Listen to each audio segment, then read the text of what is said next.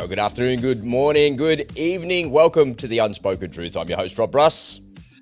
And I'm Edward Anderson. Are we doing that for the lives too? I've got to introduce myself during the lives. Okay. Yeah, we're doing it for a live. We're live now. So we are live. Yeah. How you doing, Robbie?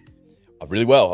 I'm excited to be doing this week's live with you. There's a lot going on in the news. I've got a funny story for everybody today, and you've got something that's all a little bit serious. Ladies and gentlemen, if this is your first time here, welcome. It's great to have you here. This is The Unspoken Truth, where Ed and I have a look at the mainstream media, and we like to pull back the curtain about what's really going on. You can join us over on Telegram, on Twitter, on Spotify and Apple Podcasts. We're available on all of those platforms, so make sure you pop on over there. And don't forget to give us a like and a subscribe here on the show. Today, we're going to be talking about Trump and his indictment. He was indicted on a handful of charges again just in the last couple of days, and he seems to be like Obi-Wan Kenobi. If you strike me down, I'm going to become stronger.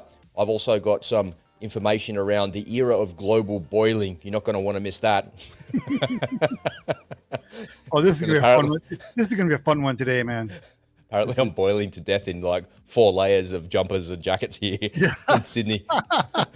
Couldn't figure out why I was so cold before, and I went over to the door, and the door was wide open, and the kitchen window's wide open. I'm like, I wonder it's so cold in here. Closed everything, and I'm like, era of global warming, my ass. What are you talking about? It's like, just ridiculous. The left are losing their minds, and it just seems to be a series of escalations that are leading to all sorts of things. I remember when I was a kid, Ed, you're just a couple of years older than me, but you'd remember this as well. Remember that thing called the greenhouse effect?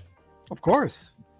The greenhouse effect. Like, what do you mean? And it's like the powers that be assume that everybody knows what a greenhouse actually is. And then that didn't work. So we went to the era of global warming, and then we went to, that wasn't working either, because kind of global warming sounds nice. Sounds nice, like it's warming up. So then we went to climate change. That's not working. And now we've gone to global boiling. So we're moving up the escalation ladder, but the powers that be are so dumb, they're dumb as a box of rocks, that they can't figure out what to say. What they should really say is that the weather is going to kill us all. And then they'll really once and for all get everybody on their side.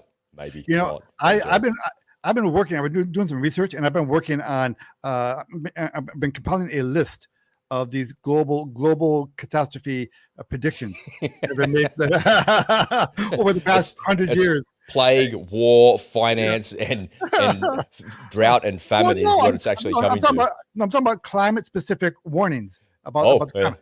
And for the past 100 years, the predictions they made, every single prediction has failed to come true. Mm-hmm. Not one has actually happened. And these guys have a god-awful track record. Just goes to show, listen, everyone, this is not about global warming. This is about control. This is about an agenda. I'll show you exactly what that agenda is. I've got a video that shows you that exact thing. Was there one prediction in particular that stood out for you? I think we were in the coming to the next ice age is the funniest one for me. And I'm like, ice age in Australia? I've never even seen snow. What are you talking about? The ice caps at both the North Pole and South Pole were supposed to be gone like 10 years ago. And they've actually where were they going to go? They've actually grown in size. Hey, stop spouting deep state media stuff and rhetoric that's out there. Ladies and gentlemen, we did a show yesterday about a company that controls the narrative around the climate change. Just remind everybody, Ed, what that company is called. See, CCN, Climate Change Now. Climate Change Narrative is what I'm going to change the name to. And there's more than 400 news outlets around the world, ladies and gentlemen, that subscribe to CCN. And they get their media from, in relation to climate change, that is, from this location. So that's why you're seeing the same things over and over and over again. You can turn on Al Jazeera right now, and I promise you that the news on BBC will be very similar to what's on Al Jazeera, to what's on ABC, to what's on CNN. All of those places are reporting on the same things because they're looking at what's trending in social media. They look at what's trending online, and they want to trend as well. So they're the ones that create the news, but they're rarely creating the news. They're more reporting on the news. But if you're reporting on the news and you're getting it from a dodgy source, then you're reporting the same dodgy thing over and over again, which is what they all seem to be doing. So this is one, you're absolutely right, Rob. This is one big coordinated effort and Yes. there is an actual group created called Climate Change Now. We did a whole report on it yesterday. Yeah. And look at this is an actual honest to God organization specifically designed to disseminate climate change propaganda. And they're founded in 2019 by a couple of left-wing journalist operations in New York, and they have well over 400 global media outlets that subscribe to the service. And their job is just to cover that one topic alone, climate change. And they instruct all of these organizations how to insert these climate change warnings into every news story that comes down the pike, every single news event, anything that has a negative, blame everything on climate change. And so this is the most orchestrated, global, sophisticated propaganda scheme that's ever been created. And so this is all propaganda, but it's very sophisticated. You know, when you wake up in the morning and it's like early in the morning, you sit on the edge of your bed, you kind of give yourself a second. Like I got out of bed this morning and I stood up and I took 2 steps and I kicked my toe. Fucking kicked my toe. Fuck. And I bent down, and as I bent down and I grabbed my toe, I went, fucking climate change. Damn it. Everything needs to be as a result of climate change. Well, I mean, joking aside, we have to joke about it because that's the only real weapon we have is to, is to make fun of it. Yeah, make fun of it. But just think of these children out there who are consuming this on a daily basis. They've got to assume that their future is crap. That they're not going to have a future. They're scaring the hell out of our kids, and it's all made up. It's all nonsense. It's all to achieve an agenda. But I'm sure there's got to be a huge issue with mental health regarding this issue. People who think, why bother? Why bother doing this? Why bother doing that? I'm going to be dead in 10 years. And according, because of world, right? I mean, there's got to be, the needle must have been moved in the mental health thing. When you talk about children, that's a very important point because children, they get exposed to news and media via social media. And if the only social media that they get exposed to is a left-leaning climate change narrative, which is what's on TikTok, what's on Instagram, what's on Facebook, and all of these places in social media, and it probably wouldn't be so bad if it was just other people saying, oh, the henny penny, the sky is falling. If it's other people, you just probably wouldn't pay all that much attention to it, even if you were a kid. But the problem is it's people in authority that are actually saying it. That's prime ministers and presidents and politicians that are all saying it. But the left would say, well, Rob, if it's those people that are saying it, maybe it is true. Well, maybe, but show me, because you can't prove it. You just can't prove it. There's nothing that you can do to prove it to me. And no prediction that you've made in the past has ever come true. So why would I ever believe anything that you're going to say into the future? It's just absolutely ridiculous. Let's leave that topic and come back to it. Okay. I want to play with that and have some fun. But tell us a little bit about what happened to the president and what was he indicted for? What happened this time? Okay, so I had to talk about this today because it is such an important topic. For historical purposes, I wanted to make sure that we covered this the day that it happened because this is going to be an evergreen topic. 20 years from now, I want to make sure that we documented, this event. This is a very serious event. Now, it is silly and in one aspect, but in the other aspect, it's very, very serious because what happened yesterday to Donald Trump. I did a report that we're going to show pretty quickly here, so we'll get into the actual counts. But let's just talk a little bit about the implications here. We are now in a state where, in the most democratic society in the world, theoretically, we have our politicians resorting to dictatorial, to Stalinistic type strategies, where they're criminalizing their enemy. If they can't defeat their enemy at the ballot box, they're gonna criminalize them. That's what this is about. And the precedent that they're setting here is that no other politician from here on in is going to be allowed to criticize or challenge the result of an election, because that's what Trump did.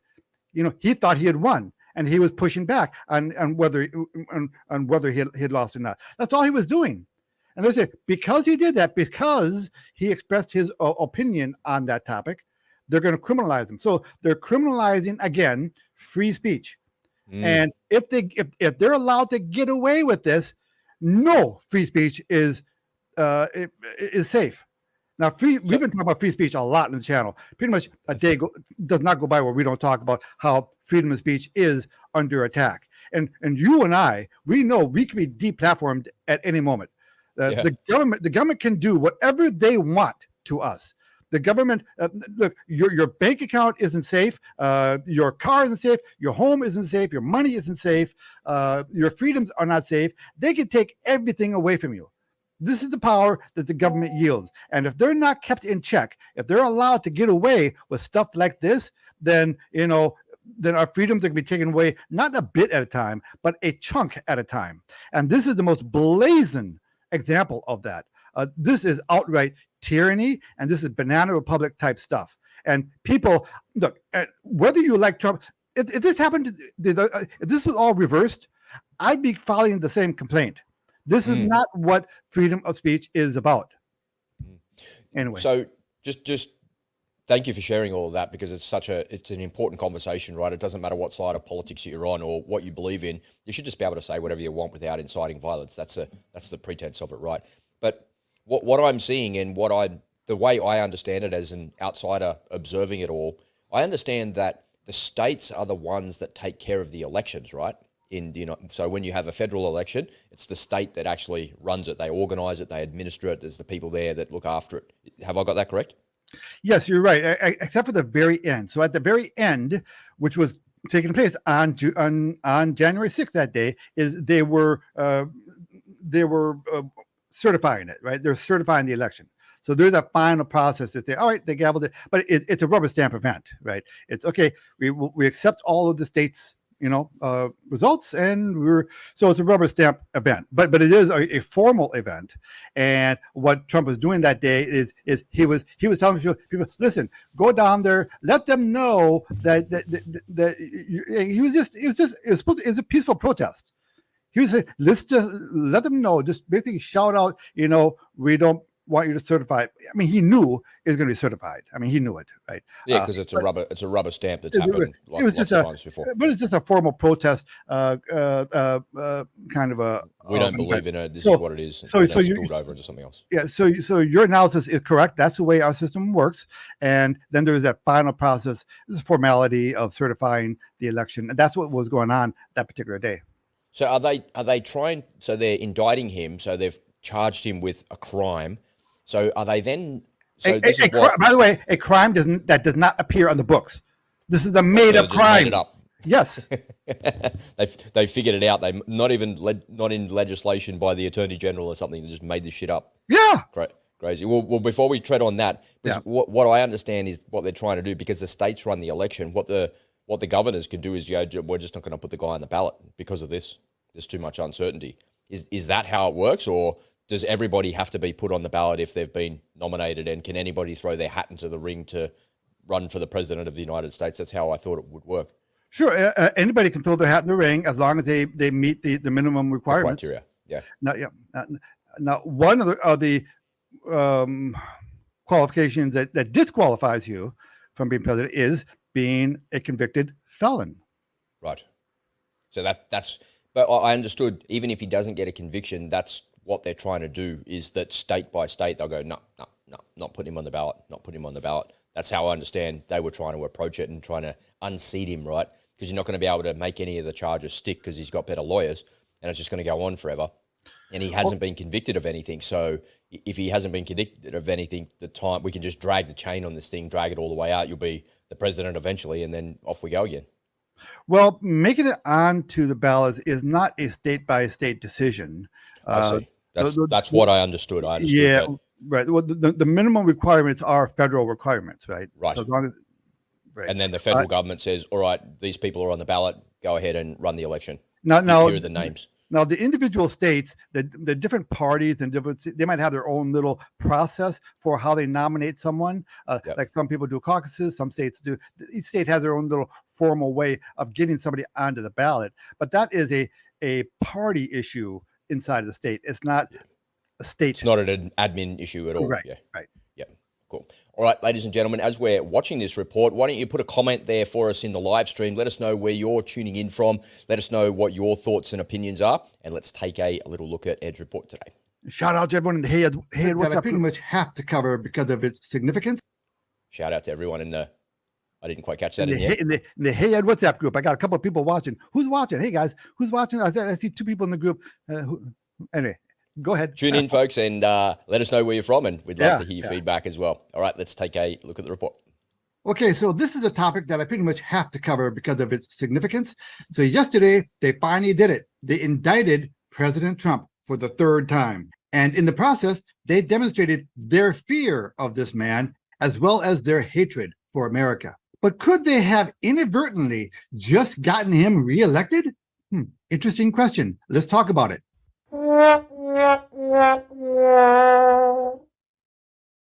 Okay, so let's get this on the official historical record. I'm going to show you a clip showing their announcement of the indictment against President Trump. Today, an indictment was unsealed, charging Donald J. Trump with conspiring to defraud the United States, conspiring to disenfranchise voters, and conspiring and attempting to obstruct an official proceeding.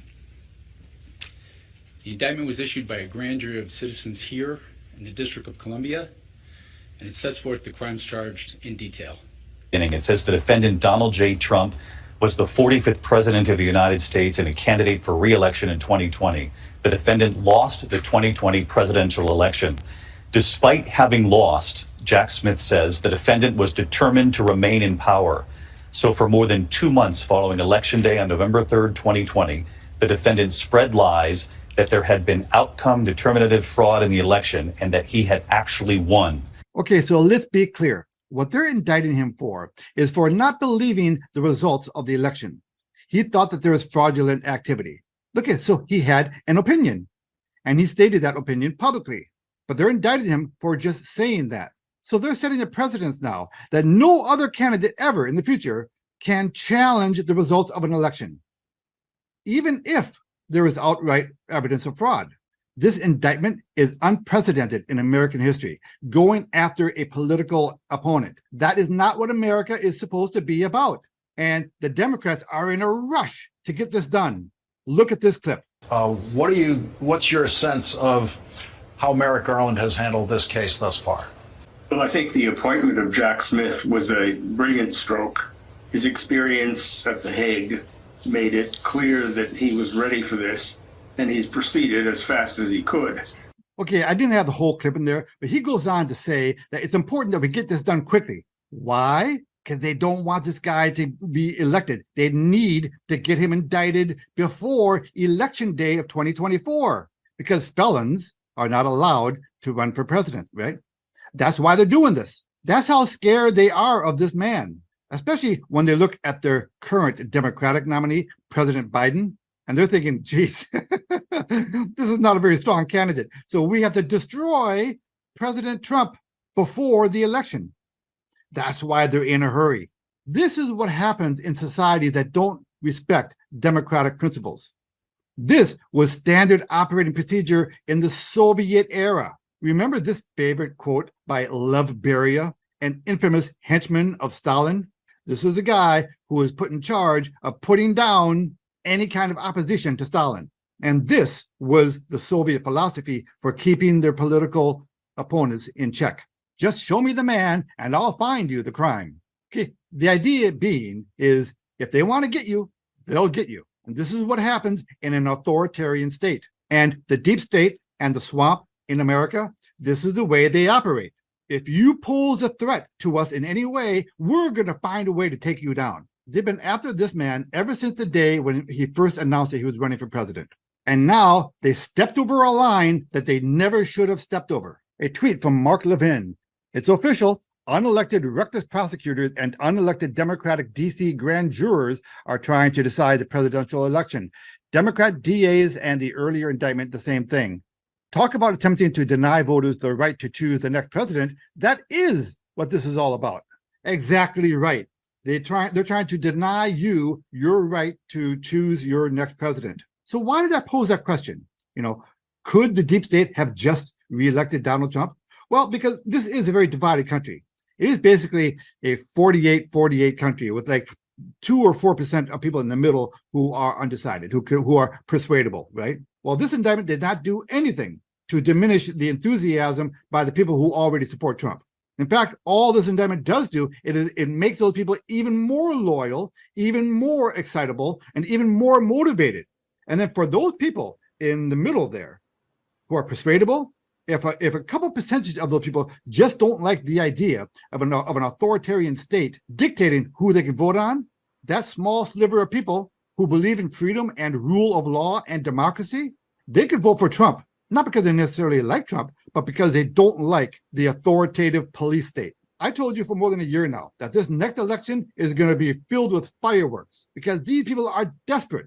They're going to pull out every dirty trick they can think of. But none of their dirty tricks have worked so far. But instead of learning their lessons, they double down and triple down because these people are terrified at the prospect of Donald Trump being back in office. So in the comments below, let me know what you think. Do you think this is a legitimate prosecution? Or do you think this is a political persecution? And do you think this will help Trump or hurt Trump? But I think we can all agree that the government is not here to help us. It's not here to help you. You are on your own. Don't look to the government to help you. They're your adversary. If you haven't subscribed, please subscribe. Ed Anderson, live from Minnesota, signing out. Well done, mate. That was a really comprehensive American thought process that you laid out there for us, and I really appreciate you doing that. The thing that I like the most about doing these podcasts with you, Ed, is that I really get to know what it means to be an American and what it means, like at your level, where you see, Western society is dictated a lot by American society and American values and your family values and the way that your society runs and whatnot. And I remember when I first got a bit older and I traveled a little bit, I came across Americans and like, where am I from? I'm from Australia. And that was like a massive novelty for them. Like, oh my God, Australia, right? Yeah. And I felt like I knew so much about Americans, but they didn't know hardly anything about Aussies, right? That's why it was such a novelty for them. And rightly so, because your society is such a well-formed society and so much is happening. And yeah, it's really good to see those reports and see you taking charge of that. So I appreciate you sharing that with the world, man. It's cool. Oh, you're welcome. Although, as you know, my heart aches for what's going on to our country. That, the principles that America were founded on are immutable. They will always be true. They will always be what made this country great to begin with. The question is, are we going to maintain those values? And those values are being tossed to the wayside more and more with each subsequent generation. And that's the result of this ongoing drumbeat by the socialists and the communists in our educational system and by our parents. We have really bad parenting and a really bad school system. All of our problems in our country can be pointed toward those two things. What's the solution? Well, okay. So there is that pendulum theory, right? That we get to a point where people have had enough, and they start reverting back to the mean, right? Like in trading, you got the mean level. You get too far one direction, you revert back. So there's that kind of theory. I mean, we all have heard the phrase, at least you and I have heard that phrase, soft men create soft times, hard men create hard times. There's that progression in society in general. We're at the point right now where soft men are creating hard times. Okay, so if you look out, well, then in theory, if that pendulum, if that circular, whatever you call it, historical trends is intact, well, what's coming up now? Well, we got soft men creating hard times right now. So hard times should create hard men, and then hard men will create soft times, right? So better times, easier better times. So we're like 2 generations away from. We're not going to see it, unfortunately. From getting back to normal. No, it doesn't have to take that long, but you get the idea that the flow of things. There is a point. I mean, socialists. It's very easy for a young person to be convinced that socialism is a cool idea. Because they don't know any better. And they're like, hey, well, it's free stuff. Free stuff. Yeah, sounds good to me. Why should I have to work so hard when I can get free stuff? That makes perfect sense to me. But then when they have to start working and they see their paycheck, and they got to pay taxes, then maybe they're not so much a socialist anymore. It's very easy to be a socialist when you're not using your own money. You want to be a socialist? Okay, let's start with taking all of your wealth and all of your property and dividing it by the people that are around you. What should we start with? Your car or your house? Which one? Let me know. And or your bank account. Which one should we do? And your fridge as well. By the way, I'm going to go and divide the fridge and the pantry and all of that stuff as well. Can we begin there? Do you want the rice or the pasta? I'll let you keep one. You decide. Like, that's just how ridiculous it is, man. But that's what socialism is. They want you to be completely dependent upon the government for a handout for everything. I mean, I'm sure you've seen those man on the street interviews on YouTube, right? Where they catch these people. Say, all right, do you believe in open borders? Oh yeah, I think everyone should be allowed in. So, well, we have so how many people should we put down for you to come live with? Why don't I have a spare room? What does it matter, man? Like, that's right. They can sleep on your couch, or they can sleep in your bedroom. Get another bed. That's right. That's right. It's funny, isn't it? Yeah, so they have no concept of how things work. Now and then there's also the perennial argument when it comes to money, finances, financial system, where you got to ask yourself: is our Federal Reserve, are these people that incompetent, or is the destruction of our U.S. dollar and our economy, is it by design? Yeah, it's all completely by design, right? Because it's all about control, and I have some more to say on that. In a couple of minutes as well with the climate change things. I want to close out this little segment by reminding people that you can head over to Twitter and follow The Unspoken Truth. If you're watching live on Twitter, please give us a follow over there. Thank you for your support. We appreciate that. But I find some really great news over there. And one of the things that kind of was grinding my gears a little bit about American society was the interview that came out just in the last day with Tucker Carlson and Devon Archer. So if people don't know, Devon Archer was Hunter Biden's business partner, and he kind of goes right back to the start and explains how they moved from political lobbying to peddling influence, so to speak. And the way that Devon kind of describes what their business was, and so Rosemont Seneca and what they did. So in a nutshell, I'll let you go and watch it, and I'll find the link and put it in the description for everybody. But in a nutshell, what he was saying that, if you work in Washington, you need people that can help you get access to things. And because his dad, Hunter's dad, Joe, that is, was a politician, he could help him get things done. So if he was working with a diplomat overseas and he was trying to get something done and he needed to get to the front of the line for a visa, or they needed to get some documentation, or we needed to get something from somebody in government, his old man could pick up the phone and help him out. Or he could just call and say, hey, it's Hunter Biden here. I was wondering if you could help me to do this. And someone would go, Hunter Biden? Like, is Joe is that your dad? Yeah, it's my dad. And they would just work through it like that, right? So when you listen to the way that Devon Archer kind of portrays it, it's actually a pretty smart business model. Because if you work in government and you're working with diplomats and you're working with other companies that are trying to do business in your country, if you can sit in the middle of all of that and put the deals together, you don't actually have to provide a service. You don't have to actually go and fetch a product or a service to give to them or to deliver to them. And really all he was doing is acting as a congruent between the people that wanted to work in America and the people that were able to benefit and get the upside of it. So it all seems pretty innocent, and it actually seems like a really good business model. He wasn't providing legal services because he's a lawyer by trade, Hunter Biden. He was providing access, right? And the way that he was providing access is really not unlike how other people in Washington do the same things. And there's been plenty of people before that have peddled the names of people that they know to get the access that they need. But here's where the rub is. It's because Joe Biden came out and said, no, I never had any dealings. I never spoke to any of my son's partners, none of that, none of those dealings. And in some way, I could see how that would be true, because Hunter never needed his old man to do anything other than go, hey, it's Hunter Biden. And he just said his name, so he could. But so I can give Joe Biden the benefit of the doubt there by saying that, right? But in reality, Tucker asked Devon Archer, when did you first meet Joe Biden? I met him in 2002 or something like that, he said. And he goes, over the years, how many times have you actually met with him? And he goes, I don't know, I want to say 20. So Devon Archer is Hunter Biden's direct business partner. They're partners in the business, Rosemont Seneca. And Joe Biden's out there saying, no, I never met with anybody to do with business or anything. And if I did, we never talked about business. But then Devon goes on to say that while they're in a meeting, so Devon and Hunter, they're in a meeting with these other people. He gets on the phone and calls his dad, and puts it on speaker, and he's talking to his dad. And it's like everything Joe Biden said about not talking to his son about his business dealings is all wrong. It's all a lie. The whole thing is a lie. And it's what it reminds me of. It reminds me of Bill Clinton when he pointed at the camera, right? I did not have sexual relations. And I'm scratching my head going, isn't a blowjob sexual relations? What? Well, that depends on what your definition of is.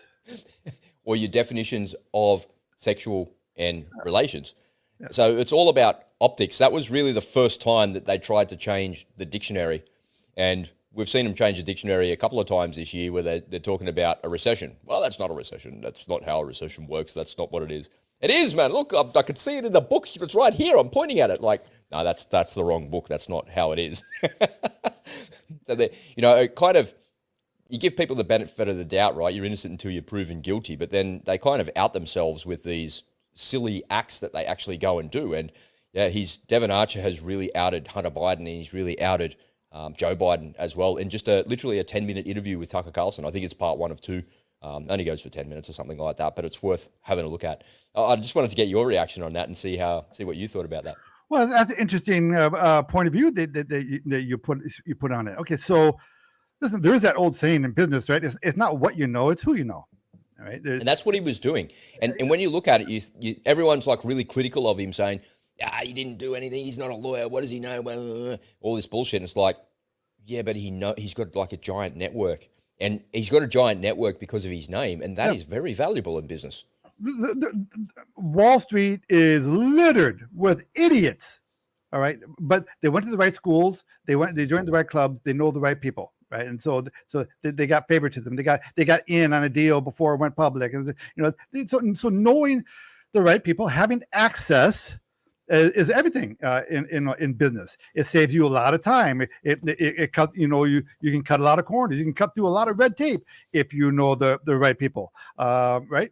People, I'll sign off on that. Sure, I know Gensler. Yeah, yeah. So you want to open up, start a new exchange? You want to call it FTX? Sure, I know your parents. I'm going to school with your parents. Yeah. I'll sign off on it. So knowing that people makes a lot of. Now, however, okay, this is the difference for me. This is the rub for me. This man was the vice president of the United States and soon to be president of the United States at the time when this is coming. When you have people who can set foreign policy based, and they're exposed now. They're exposed to possible blackmailing event. Then, I mean, look what happened to our strategic petroleum reserve here in America. It's emptied. And where did that oil go? It went to China. Oil went to China so they could make petrol products and diesel to put in their warships to threaten Taiwan and you. There you go. I mean, we didn't use it to lower the cost of gasoline in our own country. It goes in. Come on, guys.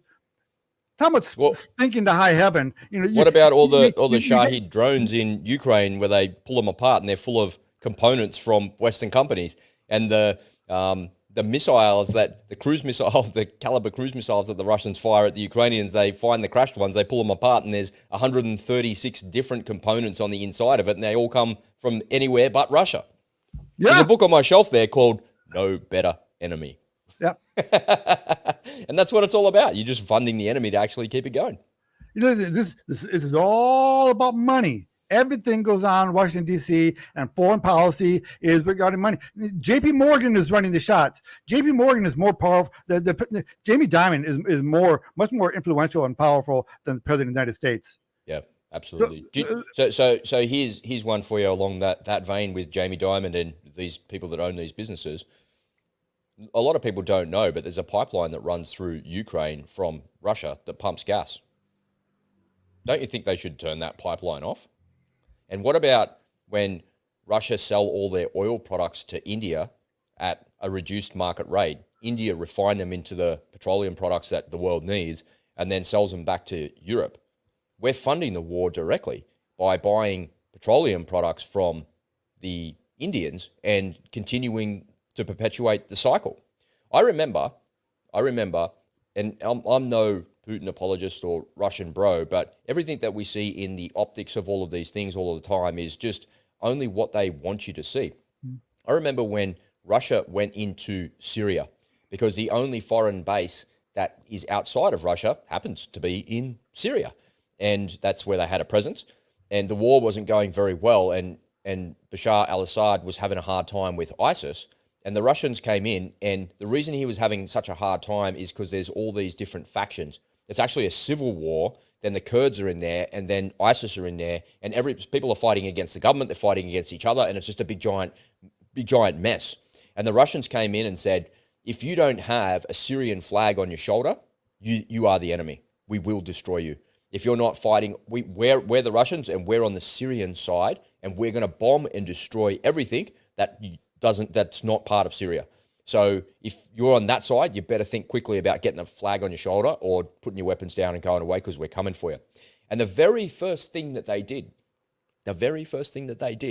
was they went and bombed all of the trucks. Yeah, and I could find the footage for you. In this footage, there's trucks of maybe 500 petrol tankers leaving Syria and crossing the border into what country do you think?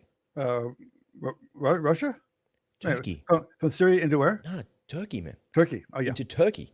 Yeah, and Erdogan's in Turkey, jumping up and down, losing his shit, going, there's a war there. The Kurds are there. And American F-16s are launching from Turkish air bases in support, flying close air support sorties for the Kurds, because there's special forces guys on the ground, JTAC's calling in the jets to go and bomb the ISIS troops.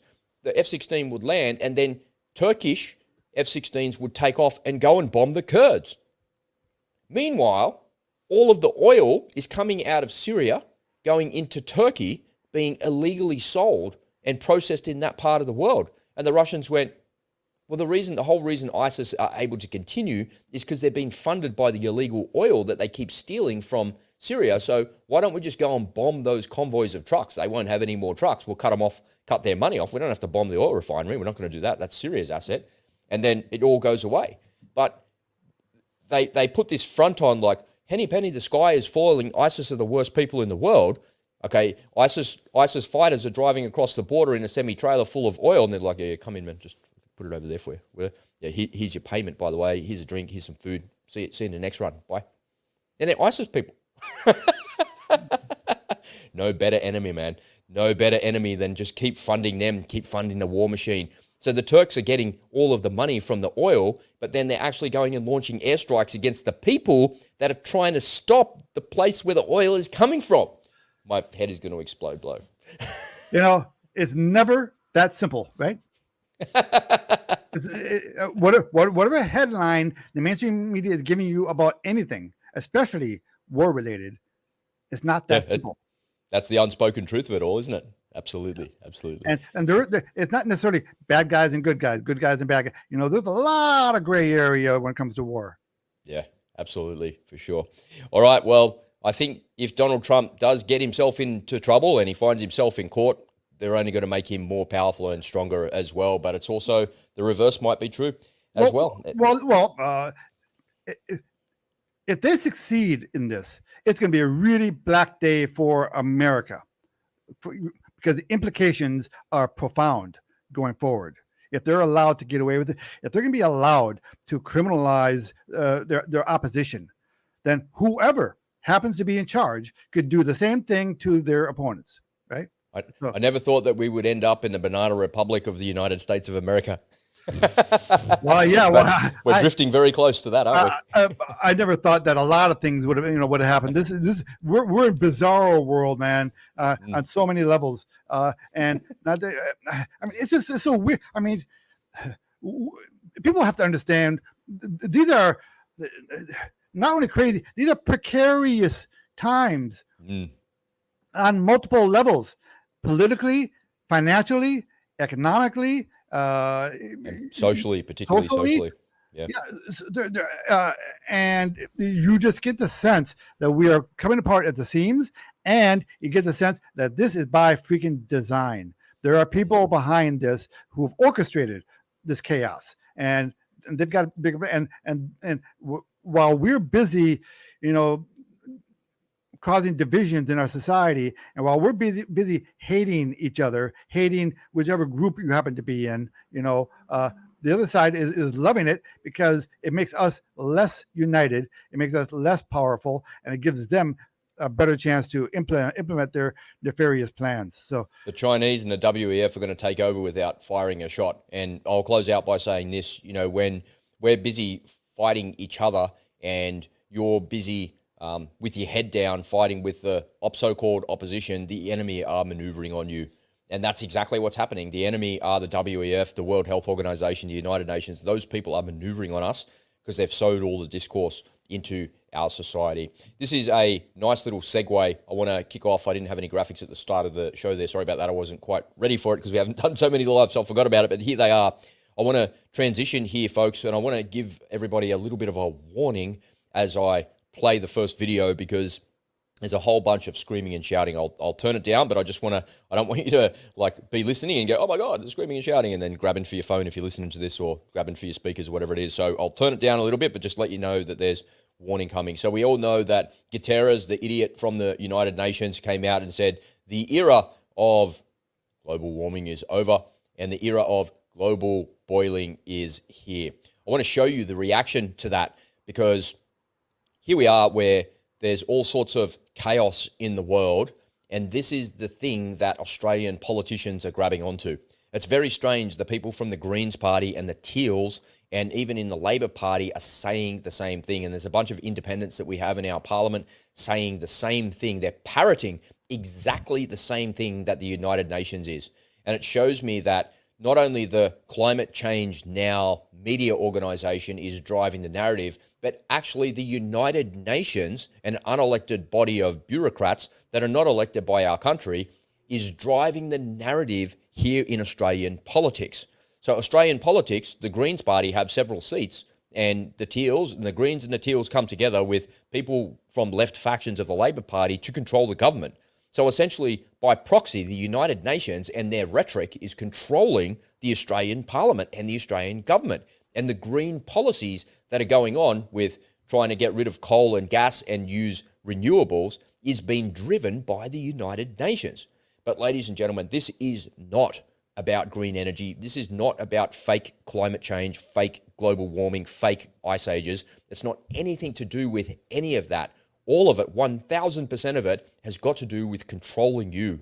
Because when they control the power, when they control the electricity, they'll control every single aspect of your life. Let me show you this video, Ed, and as I said, just watch your ears because this guy is quite crazy. So I'll leave us on the screen because I want to see your face and your reaction as we go. Here we go. Warming has ended. The era of global boiling has arrived. A few moments later. Planet is literally cooking. Mate, you can shut your mouth. You can shut your mouth. People are dying. Senator McKim, resume your seat. And sociopaths like you. Senator McKim, I'm not going to cop interjections from sociopaths like Senator Canavan. Senator I will McKim, resume not your cop it. seat. And what they've got to answer for is death, disease, displacement, starvation, people dying of thirst, arable farming lands turning into desert, and most likely billions of people dead by the end of this century, and the collapse of the ecosystems that actually support all human life on this planet. That's what people like Senator Canavan have got to answer for.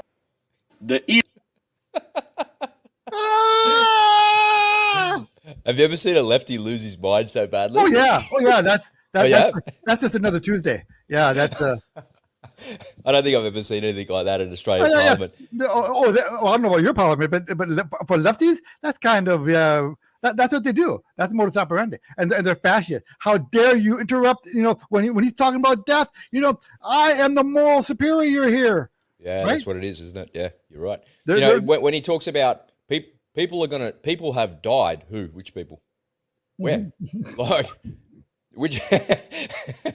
Like, if I just let me just put the video back on the screen and let's have a listen to what he's saying. Like he's someone put like steam coming up here. Do I see steam coming up from? Yeah. Did you do that? There's steam here too, right? Beautiful. Just listen closely to what he says, and because all of it is rhetoric, and he can't prove any of it. It's Ready? literally cooking. What is literally cooking? The planet is not literally cooking. Like cooking denotes a change of state of something where I can take a raw piece of meat, cook it, and now I can digest it and it won't give me food poisoning. The planet is not cooking. It's rhetoric that doesn't make any literally. sense. It's like those guys that see, everything is literally. Everything is literally. It's like it's strange. But listen closely to what he says and watch how easy it is to debunk, because it would be different if he was standing there holding a report in his hand saying, look, there's been 485 scientists that said this is happening, but he doesn't. Watch what he says. Mate, you can shut your mouth. You can shut your mouth. This is what they do. How does he get away with behavior like that in Parliament? That's what they do. Well, whoever the president is of that, don't you guys have like somebody presiding over the? Yeah, that's the lady going, hey, sit down, be quiet. Oh, that is her. Okay, so she's the president. Well, well, then he is out of order, right? I mean, completely. Right, okay. People are dying. What people are dying, actually. So he's pointing and making an accusation on the public record as an elected member of Parliament, saying people are dying. That's a massive accusation. Who are dying? There's not a single person in Australia has died because of the weather. This is like a child where he's not getting what he wants, so he's got to keep upping the game. He's got to and now it's up to people are dying, because you're not listening to me. You're not giving me what I want. So right, and they get someone's louder. Gonna die. They get louder and louder, and they throw a bigger tantrum. He's a child. All right, ready? Let's unpick the next bit. And we can resume your. People are dying because of you, Senator Canavan. There you go. Well, See, Senator Canavan didn't hurt anybody. All he did was represent the people and the constituents that said, we don't believe in any of this. But then this guy is saying that Senator Canavan is responsible for people dying. Like, are you serious? No person in Australia would take any of that seriously. And sociopaths like you. Senator McKim. I'm not going to You're not allowed to name call in Parliament. cop interjections from sociopaths like Senator Canavan. Senator I will McKim, resume not your cop it. seat. And what they've got to answer for is death. Who died? Show me. Yeah, who died? Yeah. Who? Disease. What disease? What disease was caused by climate change? Prove it. Prove to me that it was caused by climate change. Displacement. Who was displaced because of climate change? Who exactly? Not a single person in Australia died, got a disease, or was displaced because of climate change. There might be a flood or a bushfire and they were displaced temporarily, but they went back to their house because the insurance policy paid for it. Starvation. Nobody in Australia is starved. Nobody in the world is starving because of climate change. It's just not true. It's just they're complete lies. The people who will be starving from the, from the power going off. From the programs they want to implement. Exactly. Yeah. People dying of thirst. Who died of thirst, man? Who?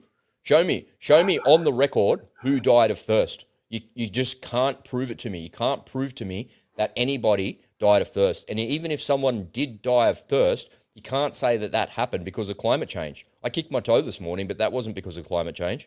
And if I said it was, and now I have to prove I kicked my toe because it was too cold outside or it was too hot. But it was nighttime, so why is that? Arable farming lands. What arable farming lands?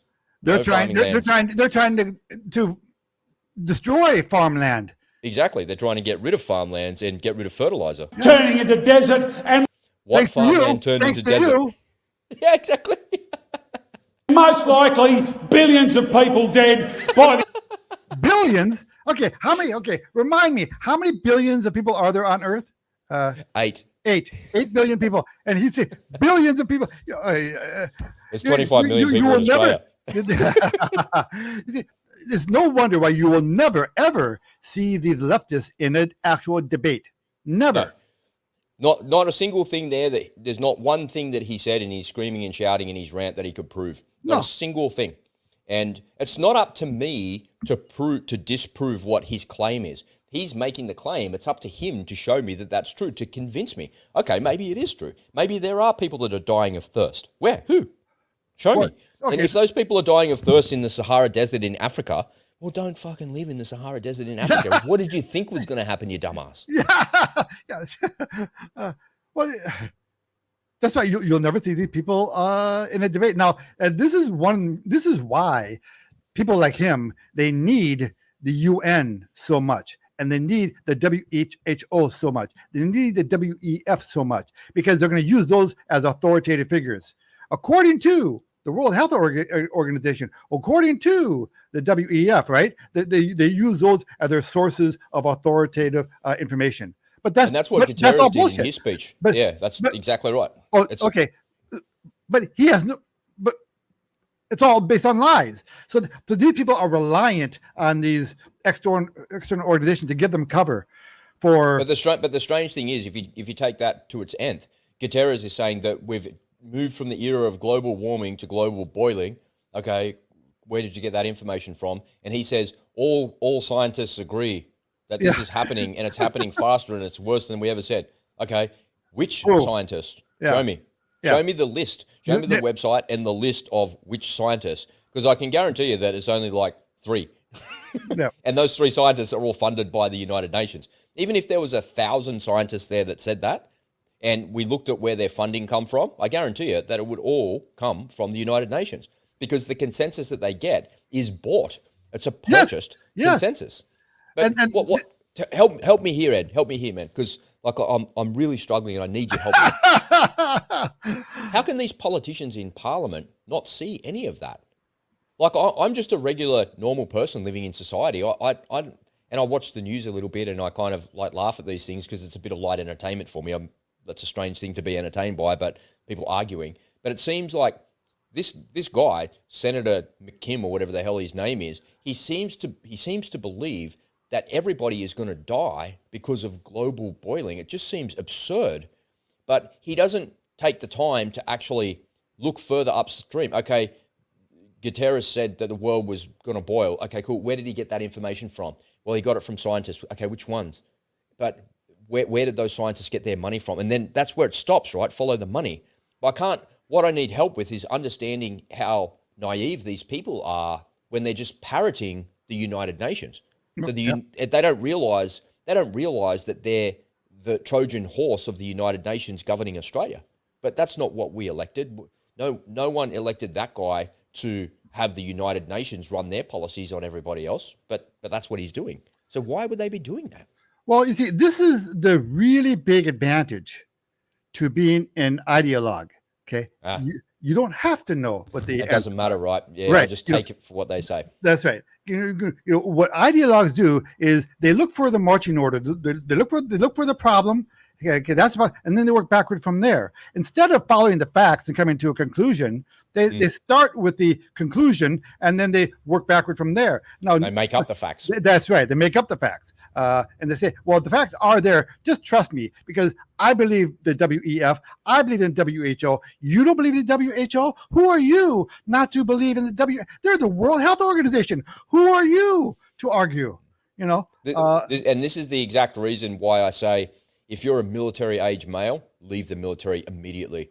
Do not join the Army. Do not join the Navy. Do not join the Air Force. Do not join the military in any way, shape, or form. If you're in the police force, leave. If you're thinking about it being a police officer, do not be a police officer, because it's people like this that are going to enforce the rules. And if you find yourself in a position of authority as a cop or as a soldier or as a fighter pilot or somebody that's got his finger on the button to fire a missile, you're going to have to be listening to fools like this that are being driven by some ideology that you never signed on to. You never believed that. You were signing up because you want to protect and serve, or you're signing up because you want to serve your country and you want to go have a cool job. But the reality is that you're going to be governed by external forces that you simply cannot control, that you probably don't agree with. Leave the military immediately. Do not join the military. Do not join the police force, and leave the police force. Leave. Figure out what you got to do with your life, but don't do those jobs. Do not be in a position where you're going to enforce some strange rules on society, because you're going to be no different to a guard in a concentration camp. You're exactly the same thing to me. And if you're in the military or if you're in the police force and you're thinking, well, gee, I've got family to support. I need a way to make a living. Rob and I have programs that help you make money online.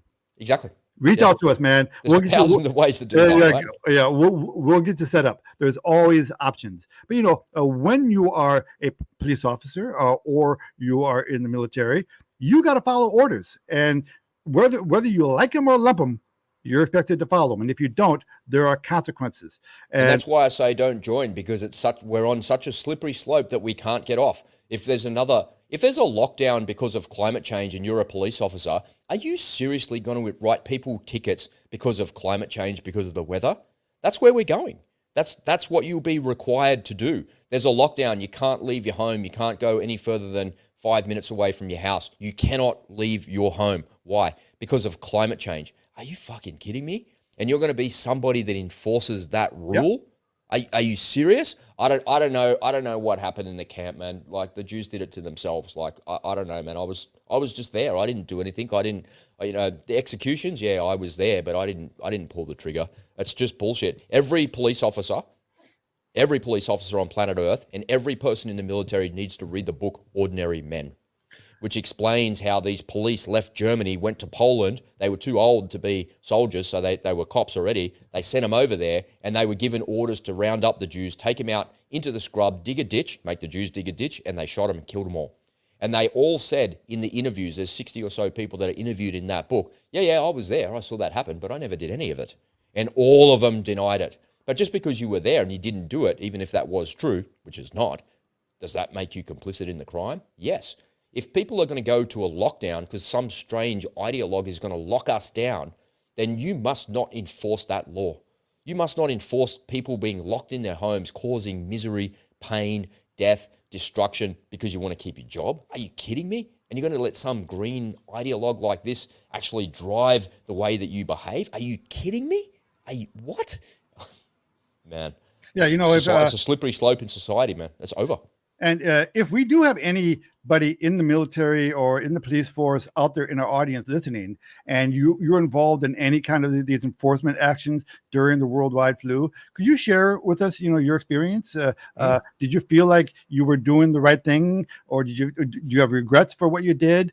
We would love to hear from you. And maybe if you're willing to come on and appear as a guest, that'd be spectacular as well. But we would love to hear from anybody out there who is in any kind of enforcement action, whether it's military, whether it's police, or whether it's medical personnel. If you were caught up in that whole period there, and you found yourself doing things that you now regret because of that, please share your story. We would love to hear it.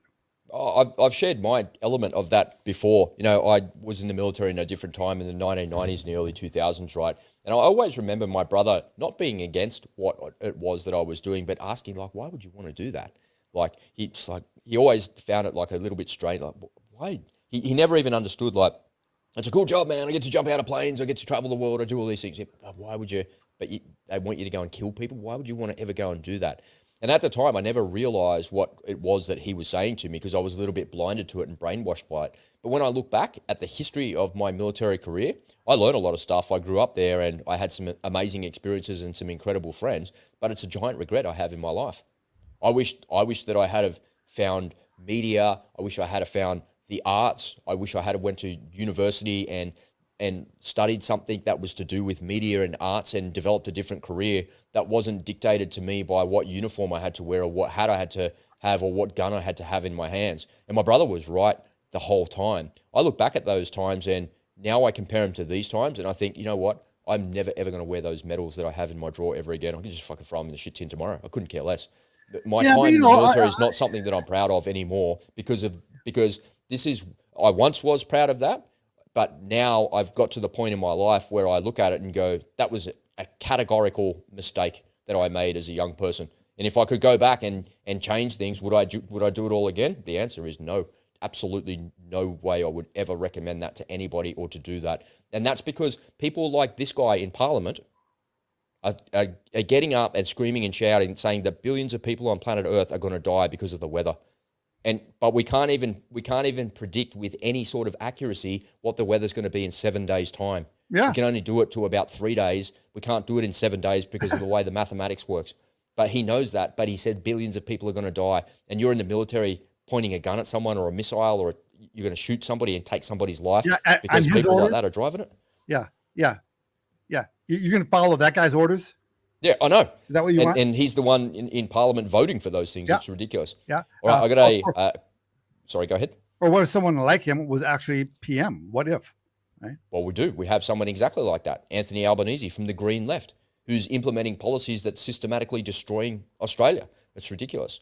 All right, I got something from the other side of politics. Alex Antek here, and he does a good job retorting this guy. Secretary General Antonio Guterres announced that the era of global warming has ended and the era of global boiling has arrived, and it's terrifying. Now, we know that the climate alarmists terrify people with their language, but even by their own standards, this latest foray into the catastrophic language is pretty outrageous. It's quite frankly sent the left in this building off like a rocket. They've been running around all week, waving their arms around like the robot from Lost in Space, and it's all because of this, I believe. But you see, this isn't about facts, and it isn't about data, science or the environment. It's about politics, control and fear. And the alarmists need to remain fresh with their language to stay on the cutting edge. Otherwise, some other activist will crawl out from their mum's basement and take their mantle as the chief alarmist. So when I was a kid in the 1980s, Madam Acting Deputy President, they used the term greenhouse effect. But who's going to fear that? Greenhouse is a friendly place. So when the greenhouse effect became defunct, they started using global warming. But you're not going to frighten kids with that, so they moved on to climate change, and then they could blame a snowstorm and a hurricane from climate change. But they needed to grow the fear exponentially, and then we got climate crisis, climate emergency, climate breakdown, and even climate apocalypse. But the question really is where to from here?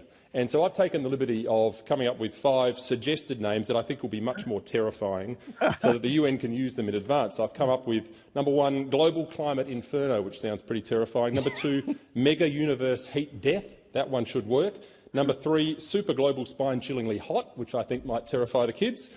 Stop using your stove, you capitalists. I reckon that one will work. And then the final one that I held up for consideration is you will die soon, which I think should do the job. Terrify everybody, inform nobody.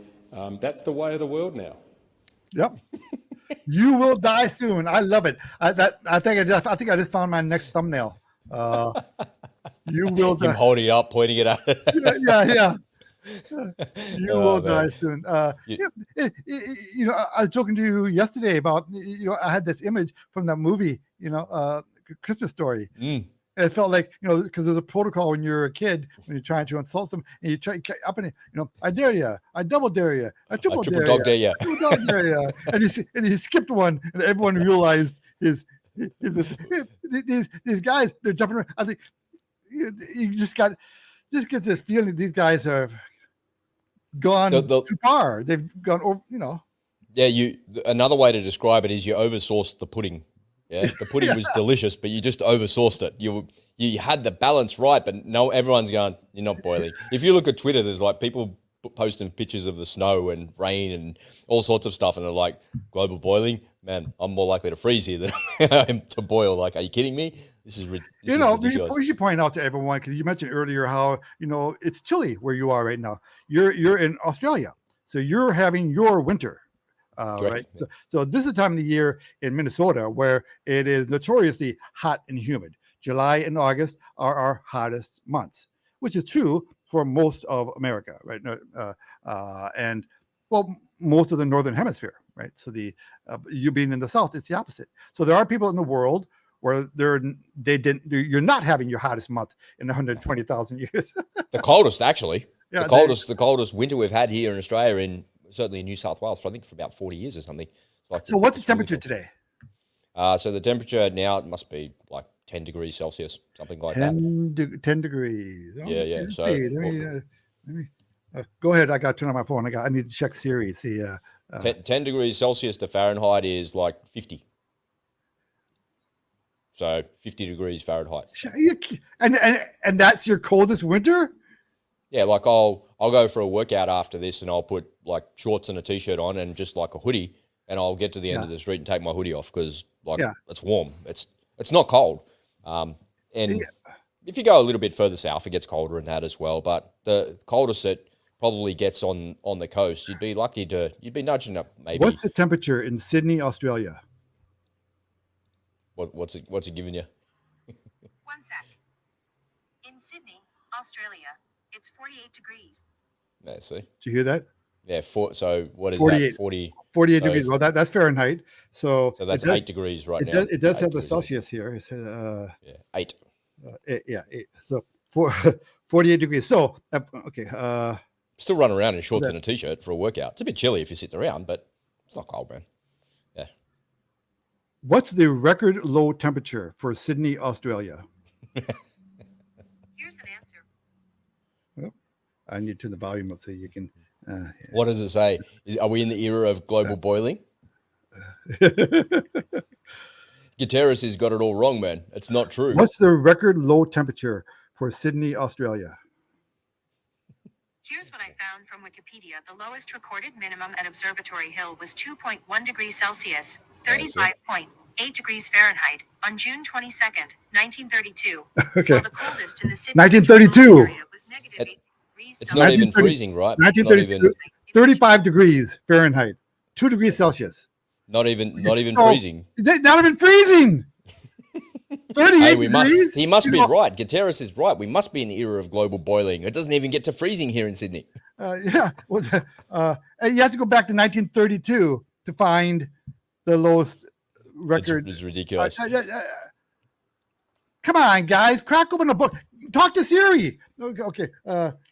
Exactly. You can debunk it all there. Let me move on. Let me move on from there, Ed, because I got a little bit of a serious thing here to go with. It's a bit of a serious overtone. It's all funny, and we're poking fun at it. We've been poking fun at it for the last 20 minutes. But the reality is it's actually very serious. And let me show you a video exactly why it's so serious, because this is where the Green left want us to go.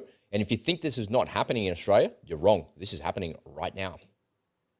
What your opinion is on 15-minute cities. This is something that I guess it's a new idea that we're only beginning to hear about. Maybe you can actually remind us what they are. And I understand they're coming in Europe now. There's legislation pushing in that direction already. Yes, it is. The digital green certificate, the COVID pass, that was a test balloon to get people to having to produce some kind of a QR code, just getting people used to that. Now what they're slamming us with is these 15-minute cities. Make no mistake, it's not about your convenience. It's not that they want you to be able to, have all of these places that you need to get to very close. And it's not about saving the planet either, by the way. The 15-minute cities, they will have to have those before they can lock you down. And that's what we're talking about here. So in Great Britain, some county already passed legislation. They will be able to impose a climate lockdown. That's the next step. That's what we're talking about. So in order to do that, they will have to have these 15-minute cities. The next step then, of course, will be you are only allowed to leave your immediate area for, let's say, 2 or 3 times a year. So, but there's other people that may have more money, and they can actually buy your passings off of you. So guess what? The poor people will be left in these 15-minute neighborhoods, while the ones that are better off get to go wherever they want to go. So this is what we're talking about, Look at Saudi Arabia, for instance. They're pulling up Neom City. They call it the Line. So this is like a structure in the middle of the desert, 200 kilometers long, 200 meters wide, 500 meters high, and it will house up to 9 million people. Oh, isn't that just brilliant? If I wanted to get total control of the people, that's exactly where and how I would house them. And then having them on a 3 meals a day prescription. Well, guess what will happen if you do not do as you are told? They will probably cancel that. It's so easy. So that's what we're talking about. And when you really take all of this together, there is no other way for me to actually say this. It will be a complete impoverishment and enslavement of all the people. Yep. Amen. If you think that that's not real, It is If you real. think that that's not coming, that it's here. Yeah. Well, when was that? When was that interview? Do you know? I think yesterday. Yesterday. Okay. Because there are, I think, 15 cities already in the UK who have either passed 15-minute city ordinances or they're on the ballot to be. And there is some pushback. So this is serious. I mean, I'm glad you brought that one up, but there's so much other stuff like farms. But that's what they're gunning for with this climate change stuff. The climate change is so bad you can't have a car. You don't need a car because everything's within 15 minutes. Ladies and gentlemen, if you think this is not real, let me share a little experience with you that I had a couple of years ago, because I was watching that video earlier and I thought I'll use that today for the podcast. And as I was thinking about that, I recall a time where here in Sydney, Ed, we've had a debate for the last, literally since the 1940s, about building another international airport in Sydney. You would think that a modern first world country like Australia would have in its biggest city more than one airport. And we do. We've got Sydney Airport, Bankstown Airport. But Bankstown Airport's too small to take airliners. It could take like domestic kind of small turboprops, but it couldn't take airliners. We've got Richmond RAF Base. But now we have an airport called Badgerys Creek, which sits on the very western edge of Sydney and at the base of the Blue Mountains. So it's not an ideal place to build an airport for a variety of different reasons, and that debate had been going on since the 1940s. So eventually the Morrison government kind of bit the bullet and was clever enough to say, okay, we want to have a bigger city, we want to have a better economy, this is what we're going to build. And they're building this thing called the Aerotropolis. So the Aerotropolis is, you think of an airport as a major hub, right? And you think of cargo planes coming and going and everything like that. The cargo's got to go somewhere, right? So they pull the cargo out of the airport and it gets built into all the industrial areas around there. But then they want to build, the Aerotropolis has a bunch of other things there as well. It's like a business center. It's really good. If you're coming from another state, fly into Badgerys Creek, come out, you're 2 minutes away from there. And we're going to build a fast train that gets you to the city in 20 minutes, no stop, straight to Central Station, you're good to go. So there's a whole lot of really good things that they're doing from a development perspective like that. And you think from the economy and, government finally got their act together and decided they were going to do this. It was going to happen eventually, and it happened eventually. So it's all a good thing. And I remember a couple of years ago, I used to be the boss of Australian Aviation. So that's the biggest aviation magazine in Australasia and in this part of the world, in the Southern Hemisphere, really. But it died on the vine because print media went away, right? And it was acquired by a couple of other companies. So I came in and I was working with my mate Boo for a little while, and we were trying to keep this thing on life support and making it work. And one of the things that I was doing was podcasting there.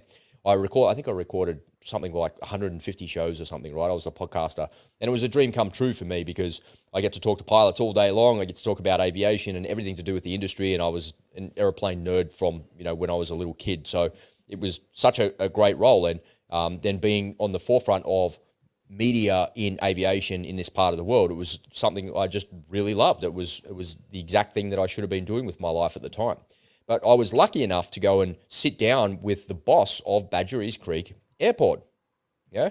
And so this is the guy that's been appointed by the bureaucracy to head up the project. And this is like a giant infrastructure project, man. And it's really super interesting hearing about how they're building the airport and how they flatten the land for the runways and what they're building. And, here's all these fantastic CAD designs and how they come to life and how much it stimulates the economy and how big the workforce is. It was really good. But he inserted in there that, nothing will be 15 minutes or more away. And I remember as I left there, he had a minder, right? He had an executive assistant, and I was just chatting to her, and she said, "Oh, that was a really good interview, Rob. You did a good job there." And I recorded the podcast. I took that, I handed it off to the journalists, and they wrote it into an article and stuff like that. And it was really good. I was proud of it because you're talking to somebody really senior about one of the most influential infrastructure projects in all of the country, and I get to be the journalist that goes to do and does that. So I was proud of myself and proud of that. And just chatting with her, she said, "Yeah, this is part of the New South Wales government policy for 15-minute cities." And I'd never heard of it before. And I remember thinking, "What's that?" And she goes, "Well, we don't want you to be any further away from anything on public transport than 15 minutes. And I said, "Well, that's not true because I can't get to Mascot Airport on the train in 15 minutes. It takes me probably 45 minutes to an hour to get there, and I couldn't get to Badgerys Creek by doing that. Even if you had a direct train to it, I'd still have to take 45 minutes to get to Central Station and then travel west to Badgerys Creek, which would probably take another 45 minutes. So the 15-minute city is a load of shit. And she said, not so much with, infrastructure and trying to get the hell out of here, like going to the airport, but everything that you want to live in. I said, I live in a 15-minute city anyway. I live in a 3-minute city. I live 3 minutes away from the shop, and I'm 3 minutes away from the beach, and I'm 1 minute away from the park, and I'm everywhere. And she said, no, we want you to work and live and be within a 15-minute radius of your house. Yes. And at the time, I thought, what a good idea. And I remember at the time I had another office in Parramatta. And Parramatta is like the center of Sydney geographically. And my brother and I had an office there on I think it was like the 15th floor or something, right? And you'd look out over Parramatta facing the north and the west.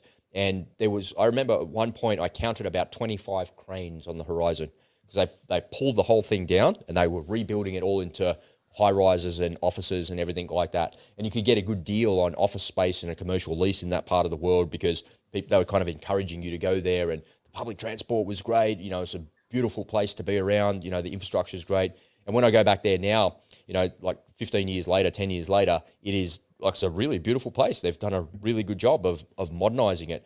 But if you had to live within 15 minutes of the Parramatta CBD, you're in Western Sydney, and it's like you'd be trapped. Like there's nice parks and there's a bit of river and stuff like that there, but it's pretty like concrete jungle. There's not much there. And can you go to the Blue Mountains? No, because it's more than 15 minutes away. Can you get to the ocean? No, it's more than 15 minutes away. And then I started to realize that they want us to be within 15 minutes of where we live and we work for convenience. Okay, it seems convenient, but now I know way back when, if I rewind the clock to when that was, I don't know, maybe 2017, 2018, somewhere around there, like that, they were talking about 15-minute cities. So this has been going on for a little while. Yep. And I've had personal experience with it, with the bureaucracy of New South Wales government and federal government saying that that's what they're actually trying to do. It is a real thing. It's really happening. And they're going to use climate as the excuse to bring this to the front and get rid of your car. That's the first thing they're going to get rid of. Yep. Your car, your house, your farm. Boy, this is scary. It's scary and maddening stuff. This is sad time for humanity. If we don't get it right, if we don't push back, if we don't get this right, our kids, our children, they're going to be slaves. They may not be digging ditches and making bricks out of straw, but they're going to be slaves. They're going to have a different idea of what freedom is. They're going to be in a glass menagerie. They're going to live in these prisons. We're all going to be inside prisons. They're going to be and the way they're conditioning us, a lot of people are going to accept it as a necessary evil in order to save the world, because otherwise the world's going to boil. So we have to do it. Now, there's one final point I want to make on this is, so John Kerry, one of the most evil people in the world, one of the top 10 evil people in the world. He's our climate czar, and he was giving a speech the other day, and I'm probably going to do a video on it pretty soon, where he was saying, listen to this circular logic he uses. Okay, so we are the climate is, we're in a climate crisis. He called it. He says, we're not in climate change. We're in climate crisis. He's so proud of himself that he thought of this term. We're in climate crisis. And he gave a figure. This is the hottest we've ever been. And if we don't take these steps, then the average temperature globally is going to rise by 2 degrees. And if that happens, 580,000 or 580 million people are going to starve. He's throwing numbers out like they're definitive answers, and he knows that he knows what the consequences are going to be. So, in order to avoid that, the farmers have to give up their land. They can't, and they have to build housing on this land. And he said, "Did he really say that?" Yeah, he said we have to reduce agriculture because agriculture creates too much CO2. Because people are eating. Right. So we have to get rid of agriculture because people are starving. Well, wait a minute. People are starving, so you want to which people are starving? And if people are starving, then you're going to reduce the food output. You're going to make more people starve. Well, I know that's this guy. I don't know if this guy can't hear himself. I don't know if is he that stupid? Did somebody write up the speech for him and gave it to him and he didn't even bother to read it? And he's just, or does he really believe? Look, he's all set. He's married to a billionaire, right? And so he's all set. He's never going to stop eating his steaks. He's never going to give up his beachfront house on Martha's Vineyard. He's never going to suffer the consequences. And that's the thing with these elitists. But these are powerful people. Yeah. And he's part of the WEF cabal.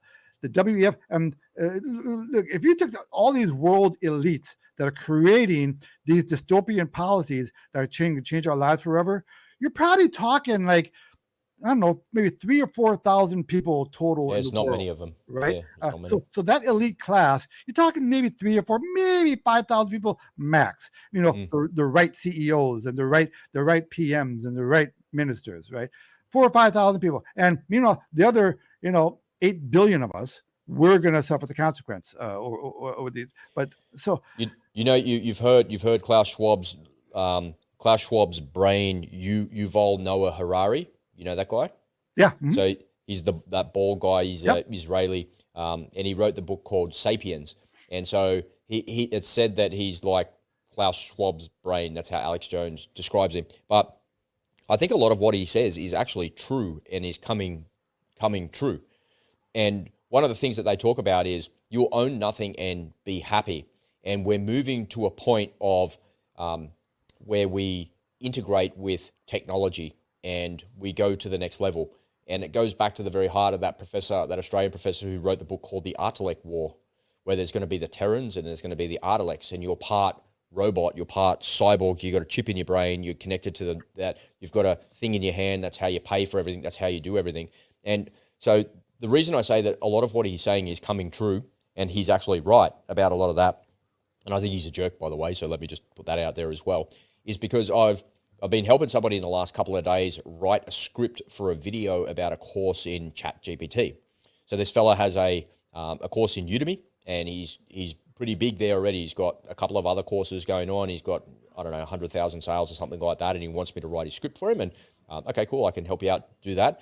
And so I was playing with it yesterday, and I was thinking, why would somebody want to do his course over the other courses? So I went away and did a whole bunch of research, and I was watching a bunch of different videos and thinking to myself, what is it that I could use to actually create urgency to get somebody to click and to buy the course? Well, first of all, you show people what's in the course, but the urgency is about protecting your own skin and self-preservation. And the reason I say that is because AI is developing at such a rapid pace, and I play with it every single day because it's part of what I do in my day job. And every single day I'm playing with this, and every day that I'm using it, I'm thinking, I'm becoming more redundant by the day. And the only thing that I could think of to protect my intellectual property would be to build a brand. The only thing that I could do is to build a brand and own a brand about anything. It doesn't matter what that is. The unspoken truth is a brand. AI can never steal my brand. They can never take it away. It can take the intellectual property that's within the brand to actually do that. So here's where I arrived and why I think Harari is actually right in what he's saying. It's only a matter of time before AI eats your lunch in some way, shape, or form. I was playing with a piece of software yesterday that you could use to record a podcast with. So it's just AI voice, but it sounds like definitely human. And I thought to myself, that's an easier way to record a podcast. Why don't I just grab the text, the news reports, the articles. I put all those news reports and articles together. I use ChatGPT to spin the stories, and I feed it to that machine. It creates the podcast. I upload it, done. I don't have to say a word. But I could come off way more intellectual and way more articulate if I did something like that. So where I arrived with this course content was to say that unless you get involved with artificial intelligence in some way, shape, or form, what's going to happen is it's going to master you. And when it masters you, what's going to happen is you're going to become redundant. And when you're redundant and you're obsolete, in your obsolescence, you'll be discarded to the edges of society.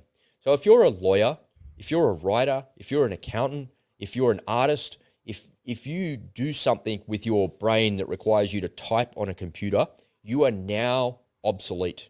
In 2023, you're obsolete. Because there's people out there that have mastered technology. that have mastered prompt engineering in ChatGPT, and we're in the genesis of that. We're in the first year of that, but they've mastered that technology to make you redundant. So virtually everything that we do in our society is based on somebody's intellectual property and their idea of being able to do something. And if your IP is no longer safe and you no longer have IP because you're going to be replaced by a robot, you'll be obsolete. So Harari is correct when he says that people will be sitting around in white robes, drinking tea all day, holding hands, singing Kumbaya, because they don't actually have to go to work. You don't have to go to work. And he says, we're going to give them video games to entertain them and virtual reality headsets to entertain them because they don't have to go to work because the robots have completely replaced them. And in my journey of doing this, I came across this really funny thing. It's something out of that movie Total Recall. You know, you look back to the 1990s and there's an Arnie movie and they have this funny like special effects and these technology that they've got going on. It was a robotic cafe, and it was a cafe and ice cream stand. And essentially what it was a screen, and there's like an effigy of a robot that's there, but it's just a computer. And there's like these little arms like you'd see in a production factory, and it'd go over, pick up the cup, or it'd give you the cone and the ice cream, you'd pay your money, and then it'd hand it over to you. So people and it makes the most delicious coffee you've ever had. Everyone that's had a coffee from it are like, oh my God, you've perfected that. That's way better than any barista. So people that work in cafes, if you think that you're a barista and you can never be made redundant, you've already been made redundant. It's just the scale of the rollout of something like that hasn't reached a point that it's affected you. But Harari is correct when he says that you will be obsolete and you probably will play video games all day and wear a virtual reality headset like in that Steven Spielberg movie, The Ready Player One. That's what it actually is moving towards. And the powers that be, those 3,000 people that you mentioned, Ed, those people are going to say, there's too many people here. We just need to discard these people. We only need about 10% of them to keep the world going, which equates to about 500 million people is what they want to keep on planet Earth. And the rest of you, you're going to fade away into obsolescence through starvation, through war, through disease, and a series of other things. And if you think that that's not happening, you're wrong. It's happening right now. It is happening. People in our parliament are screaming and shouting about it, but you're not going to die because of the weather. You're not going to die because of some fake pandemic that's coming down the pike at you. It's just not true. But they are moving the entire society towards that. And you are being made obsolete and redundant now. Well, listen, they're destroying our farmland, right? They're culling our cattle. And I wouldn't be surprised if they find a way to introduce a virus into these cows so that we have to kill the cows. Well, what they'll do is they'll put the theory is that they jab them with mRNA vaccinations, right? And those mRNA vaccinations get into the food supply, and that causes you all sorts of problems when you eat that meat. So the way that they're going to stop you from eating meat is by poisoning the meat, because if you eat that meat, you're going to get sick. Well, even you told me about that tick-borne disease that you have there in Australia. Mammalian meat disease, mammalian meat allergy. Yeah. So you get, if they find a way to spread that particular little niche. No more disease. Beef, man. We just don't need to eat it. I actually physically can't eat it because I've got a bacteria inside me that makes me sick when I do eat it. Well, not you. You're paraphrasing, right? Yeah, that's what would happen if you did that. Yeah, absolutely. It's crazy. So things like that can happen. Don't put anything beyond these people. And a lot of the stories that you and I talk, they're kind of like eye rollers. Yeah, right. Yeah, right. Whatever. Come on. But it's actually happening. It's actually happening.